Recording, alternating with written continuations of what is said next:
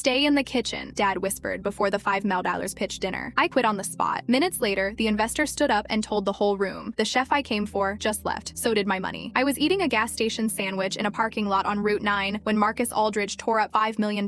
I didn't see it happen. I pieced it together afterward. From Tommy's texts, from a voice memo a server sent me at 11 p.m., from a food blogger named Priya Chandran, who posted a photograph before midnight that got 4,000 shares by morning. In the photograph, you can see the 4 pieces of the check arranged on a white tablecloth next to a champagne flute. You can see my sister Blee's expression, which is the expression of someone who has just watched the floor open beneath their feet and hasn't started falling yet. You can't see me because I wasn't there. I was in the parking lot of a Sunoco off the interstate, eating a turkey sandwich on white bread that cost $4.89, and I was not crying. I want to be clear about that. I was not crying. I was sitting in my car with the heat running, watching the lights of the gas station reflect off the wet asphalt, and I was the calmest I'd been in 14 months. 14 months. That's how long I'd been building someone else's restaurant. Let me tell you about the duck. The duck is a Rohan breed, a cross between Mallard and Pekin, leaner than your standard domestic, with a fat layer that renders down to something almost architectural. The reduction is a tawny port, not ruby. Ruby runs sweet and obvious. Tawny has depth, a little oxidation, a nuttiness that pulls the whole plate together. I developed that dish over 4 months, tried it 31 times. I have a notebook, a Leuchtturm 1917 in forest green, because I've been using that brand since culinary school, where I documented every iteration, every tweak to the rendering time, the resting temperature, the micro-herb configuration on the plate. Dish number 147 in the notebook, the one that made the menu. I am Sienna Enright. I'm 31 years old. I trained at Institute Paul Bocuse in Lyon for 2 years, then did a stage at a 2 Michelin star kitchen in Copenhagen under Chef Anders Rolt, who has 17 words for umami and uses all of them. I've been cooking professionally for 9 years. When I was 28, I placed second in the National Culinary Invitational in Philadelphia, which is not a television competition. It's the one the industry actually respects. The one where the judges are working chefs and the criteria is technique, not drama. Marcus Aldridge was in the audience that night, but I'm getting ahead of myself. My father, Gerald Enright, is 63 years old and has been in commercial real estate for 30 of them. He is a man of considerable organizational intelligence and very particular blind spots, and the most load-bearing of those blind spots is this. He has always believed, without examining it, that visibility is the same as value, that the person who works a room is doing more important work than the person who builds what the room is built around. My sister Blay is 34. She is genuinely beautiful, the kind of effortless photogenic that photographs from every angle and looks good in any light. She has a business degree from a school I won't name, a talent for walking into parties and making people feel like they're the most interesting person in them, and zero culinary training of any kind. Last year, at my mother's Thanksgiving table, she described the bird I'd brined for 48 hours as nice and moist. She meant it as a compliment. This is the person my father gave 40% of my restaurant to. Here's how the idea started. 2 Christmases ago, my father called me on a Saturday morning and said he wanted to open a restaurant. Something serious, he said. Not a franchise, not a chain, a destination. He'd found a property, a converted farmhouse 40 minutes outside the city, the kind of place that appears in food magazines under headlines like "Where to Drive for a Real Meal." He'd been watching my career. He was proud of me. He wanted to build something together. I said yes inside the first 60 seconds. I should examine that. I know that now. I said yes because I'd wanted my own kitchen for 9 years and couldn't finance it alone, and because the property was genuinely extraordinary. Exposed beam ceilings, a wood-burning hearth, a kitchen with natural north light, and a layout that made actual sense. And because Gerald Enright saying "I want to build something with you" hit something in me that all 9 years of professional armor hadn't fully covered. He said we'd sort out the legal structure soon. We shook hands. I drove home and opened a new notebook. The first red flag arrived 6 weeks in, wearing very reasonable clothing. We were in a meeting with a marketing consultant named Dara Finch. She does restaurant launches, runs a firm called Ember Strategy, charges $8,500 for a full brand package, and is worth every cent of it. Dara was building out the concept document. She asked who the faces of the restaurant would be. My father said, "Sienna is the creative vision. We'll need to think about who handles the public side." The public side. I turned it over in my head. I told myself he meant events, vendor relationships, the administrative machinery that I genuinely didn't want. 3 weeks later, Bull started appearing at supplier meetings. I told myself it was fine. Bull had availability I didn't, and someone needed to handle the things I couldn't do from the kitchen. She was charming to the wine rep. She remembered first names. She wore the right clothes. I was standing over a combi oven testing protein resting temperatures. I didn't have time to perform the restaurant for people who weren't going to cook in it. The second red flag was louder, but I muffled it too. It was a Tuesday in March. I was at the host stand going through a delivery manifest, and the insurance agent, a man named Paul Garrett from a local firm, reading glasses on a beaded chain, the kind of methodical person who double-checks everything twice, spread the LLC paperwork across the stand to go over the policy coverage. Gerald Enright, 60%. Blen Enright, 40%. 2 names, 1 company, 0 Siennas. I stood there for long enough that Paul Garrett asked if I was all right. I said yes. I picked up my pen. I finished the delivery manifest. I called my father that evening. He didn't answer. I texted him, "Dad, I just saw the LLC paperwork. My name isn't on it. Can we talk?" He called me back at 8:47 p.m. He said it was an oversight. He said we'd fix it before the opening. He said these things take time. His voice had a quality I recognized from childhood, the same tone he used when he'd already decided something and was describing it as still in progress. I should have called a lawyer that night. Instead, I went back to work. I had a tasting menu to finalize, and a wood fire oven arriving in 4 days and 47 decisions to make before the end of the week. And my father had just told me it was an oversight, and I had spent 31 years learning to accept his version of events as the stable ground under my feet. That ground had never been stable. I had simply been very good at standing still on it. His name was Marcus Aldridge, 45, venture and hospitality capital. His firm, Aldridge Group, had a portfolio that included 2 James Beard award-winning restaurants, a boutique hotel in Oaxaca, and a food media company that had redefined what a cooking magazine could look like online. He wasn't famous in a civilian sense. He was famous in the way that matters inside an industry. The people who knew, knew. He had been in the audience at the National Culinary Invitational in Philadelphia 3 years ago because he was on the advisory board. After the finals, I was at the hotel bar in my competition whites, still coming down from the adrenaline of service, when a man in a good suit sat down 2 stools over and said, without preamble, the duck plate, the tawny reduction. That's the best thing I've eaten in a restaurant setting in 15 years. We talked for 2 hours. He handed me his card before he left. I put it in my wallet, and it stayed there through 3 wallet changes, like a talisman I wasn't sure what to do with. When my father approached Marcus Aldridge for investment, he did it through our pitch deck. Dara Finch had built it. Clean, smart, beautifully designed. My face was on page 3. My credentials, my stage in Copenhagen, my competition history, my culinary philosophy in my own words. The whole deck was built around me as the creative engine, the artistic reason to believe in this particular restaurant, in this particular farmhouse 40 minutes from anywhere. Marcus Aldridge boarded a plane to rural Connecticut because he saw my name. He came for the duck. He came for me. My father had no idea. None. The week before opening, I sat across from my father at his kitchen table and asked him directly, when was my name going to appear on the legal documents? He put his coffee cup down. He looked at me with the specific expression of a man who has compartmentalized something so thoroughly, he's almost forgotten it's there. Sienna, we've talked about this. We've talked about it once, and you said it was an oversight. That was 3 months ago. These things are complicated. There are tax implications. Dad, my voice was level. I'd been practicing level. My name is on 0 legal documents for a restaurant I designed, stocked, staffed, and built the menu for. That's not a tax implication. That's a problem. He looked at me for a long moment. You're the best chef I know. Nobody disputes that. That's not what I asked. He picked up his coffee. You don't have to worry about the business side. That's what Blay and I are here for. I drove home and called Diana Marsh. Diana is a business and IP attorney, 12 years in practice. The last 7 focused on creative and culinary industries specifically. She's a compact, precise woman who had advised me on a contract dispute 2 years earlier and had a gift for explaining legal complexity without condescension. She was also, I should say, the first person in this entire situation who treated what was happening to me as something that had a real name. What you're describing, she told me on the phone, if documented, is a potential breach of oral partnership agreement and, depending on what can be proven about representations made to you, possibly a fraud claim, if documented. I wrote that down. What I'd recommend right now, she continued, is a paper trail. Everything you can document about your contributions, receipts, vendor communications, anything in writing. If there's an opening night event this weekend, be very careful about what representations are made about your role. She paused. And Sienna, if they've used your name and credentials to attract investors without giving you ownership, that's misrepresentation. That's not your problem. That's theirs. I sat with that for a while. I texted my father one more time. I asked plainly, in writing, before the opening, I need to know the plan to add me to the LLC. Can we confirm this in writing? He left it unread for 36 hours. Then he responded, let's not do this right now. Big week. Focus on the food. 48 hours before the opening, I sent Diana Marsh a screenshot of every text exchange I had with my father going back 14 months. She confirmed receipt at 11:23 p.m. and said, this is good documentation. I'll review tonight. Opening night was a Friday in October. The farmhouse looked extraordinary. I will give that to my father and to Dara Finch and to everyone else involved. It looked exactly like what it was supposed to look like. The kind of place that makes people feel like they've discovered something. Warm light through the windows. The smell of wood smoke and saffron and good butter. 41 covers, everyone reserved. A jazz trio in the corner. Marcus Aldridge had the center table. Navy suit. No tie. He was reading the menu when I walked through the dining room at 5:30 to check the pass. And something in the way he held it, like a person reading something they're genuinely interested in, stopped me for half a second. He looked up, recognized me. A small, private smile. My father was across the room and didn't see it. I went back to the kitchen. My kitchen. The one I'd sourced and stocked and staffed. Tommy Park on Saute, who'd worked with me at a pop-up 2 years ago, and was the best instinctive hook I'd ever stood next to. Remy Vasquez on garde manger. Meticulous. Kath on pastry, who was technically freelance, but had reworked her whole calendar for this opening. 4-line cooks who'd trained on my menu for 3 weeks. People who'd shown up at 7 a.m. to learn my mise en place, my plating standards, my philosophy about rest time, my kitchen, with my name on none of it. At 6:15, my father found me at the pass. He looked, I'll admit, good. He had the energy of a man at the center of his own story. He straightened his tie and looked at the tickets coming in, and then he looked at me. Stay in the kitchen. He said, your sister will handle the investors. I looked at him. You cook. Blay talks. That's the arrangement. He walked back out into the dining room. The kitchen went still. Tommy caught my eye from the Saute station. Remy was looking at his cutting board in the specific way of someone trying not to look at anything. I stood at the pass for a long moment. Quick pause. If you want more stories like this in better quality, my Spotify's linked in the description. The first tickets were already printing. Table 4, table 7, the duck was on both. I looked at my apron. I thought about Diana Marsh saying, "That's not your problem, that's theirs." I thought about a green Leuchtturm 1917 notebook with 147 recipe entries in my handwriting. I thought about 2 years ago in Philadelphia, and a man saying the best thing I've eaten in 15 years. I thought about the LLC filing. Gerald Enright, 60%, Glenn Wright, 40%. Then I untied my apron strings. The kitchen went completely silent. Even the sauté pan stopped hissing, though that was probably Tommy pulling it off the burner, watching me. I folded the apron in thirds, set it on the prep counter next to the ticket rail. The gesture was so deliberate it surprised even me. I hadn't planned to fold it, but I did, carefully, the way you put something down when you want to be certain where you left it. Tommy stepped forward. "You sure?" I picked up my knife roll from the shelf beneath the pass, the roll that had been with me since Copenhagen, that had marks on it from every kitchen I'd ever worked in. I've never been more sure of anything. I pushed the back door open. October air hit my face. Cold, clean, wood smoke from the outdoor fire pit, cold grass, the distant sound of a car on the highway, the ordinary world, unchanged, waiting. I walked to my car. I did not look back. I sat in the parking lot for 4 minutes before I opened my phone. I wrote the text 4 times. The first version sounded like rage. The second sounded like pleading. The third was too long. The fourth version was 1 paragraph. "Mr.